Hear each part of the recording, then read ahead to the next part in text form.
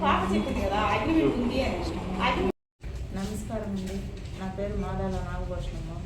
వి ధనలక్ష్మి అనే ఆవిడ చేతిలో మోసపోయిన ధనలక్ష్మి అనే ఆవిడ నాకు 2022లో పరిచయం అయింది. వృధా ఆశ్రమం అని పెట్టుకుందామని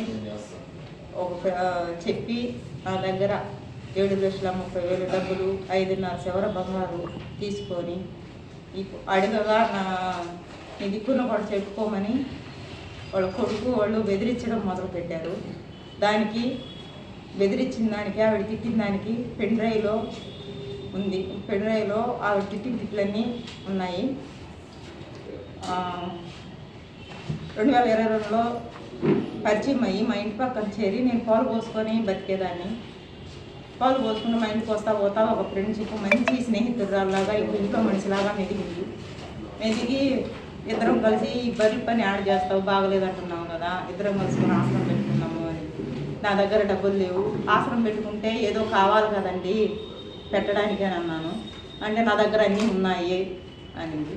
డబ్బులు పెడితే చాలు అని. దానికి సంబంధించిన చేసింది.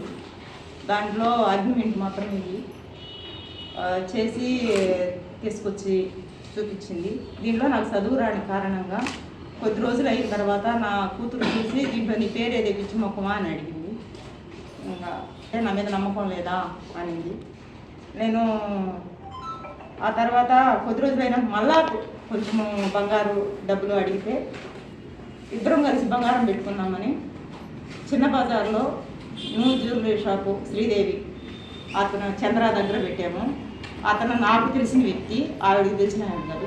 ఇప్పుడు ఏమంటే నీకు ముందు నిన్న పోయిన నెల 9వ నెల 7వ తేదీ దాకా కూడా నువ్వు కాగితం స్లిప్ తెచ్చుకోమ్మా ఇస్తానన్నాడు. ఇప్పుడు అలా అనడం లేదు. కేవలం నన్ను నమ్మించి స్నేహం అనే ముసుగులో నమ్మించి మోసం చేసినందుకు నేను ఫిర్యాదు ఇచ్చాను స్పందనలో. ఎక్కడా నాకు న్యాయం జరగలేదు. ఇదిగో కలెక్టర్ గారికి కూడా ఇచ్చాను. నా దగ్గరే కాదు, నా కూతురు దగ్గర కూడా మోసం చేసి రాయించుకున్నది. ఆ అమ్మాయి దగ్గర 2 లక్షలు తీసుకుంది, 1.5 లక్షలు మాత్రమే ఇచ్చింది. అది ఇది అకౌంట్లో వేసిన డబ్బులు అయితే పాప ఇవి. నా దగ్గర తీసుకుంది, అకౌంట్లో తీసుకున్న దానికి ప్రూఫ్లు మాత్రం ఆమె కొడుకు శ్రీహరి స్వయాస్తాలతో రాసిచ్చిన లెక్క ఇదంతాను. ఈ ఫైలే ఉంది.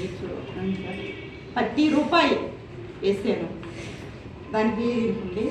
ఆవిడ మాత్రము ధనలక్ష్మి ఆ కొడుకు అనేవాళ్ళు వీళ్ళిద్దరు కొడుకు. ఇప్పుడు వాళ్ళు అక్కడే ఉన్నారా పరారీలో?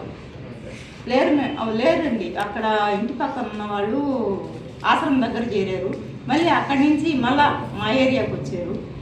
నేను కాలు ఇరిగి మంచంలో ఉన్న టైంలో ఆశ్రమం అంతా ఎత్తేసి అది సొమ్ము చేసుకొని ఏంటక్క ఇలా చేసావు అని నీకు చెప్పాల్సిన అవసరం లేదు, నీకేమన్నా దాంట్లో ఏమన్నా వాటా ఉందా అని నన్ను బెదిరించడం మొదలుపెట్టింది.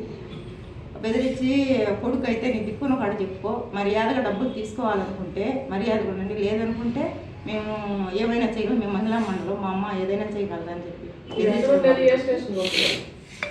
నేను స్పందనలో ఇచ్చాను మేడం. నేను ఎక్కడ స్టేషన్లో తర్వాత స్పందన నుంచి 4th టౌన్కి వచ్చింది, 4th టౌన్ నుంచి 5th టౌన్కి వెళ్ళింది. 2 దిక్కులకి పోయింది.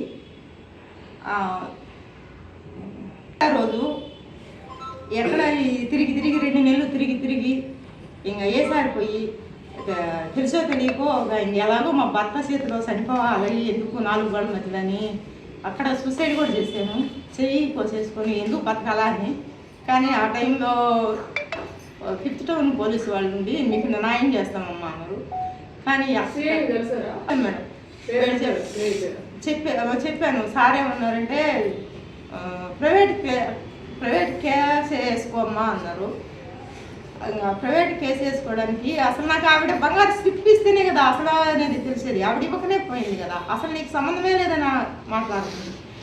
సంబంధం లేకపోతే ఈ మంత్రం పాదేవపడింతలా కొట్టుకోవాల్సిన అవసరం లేదు. 7,30,000 డబ్బులు 5.5 సవర బంగారు వాటన్నిటికీ సాక్ష్యాలు అయితే ఉన్నాయండి. అంటే ఫోన్ అవుట్గా లేవు, ఈ బుక్లో రాసి ఇచ్చారు వాళ్ళు వాళ్ళకి ఎవరైనా సపోర్ట్ ఉన్నారా?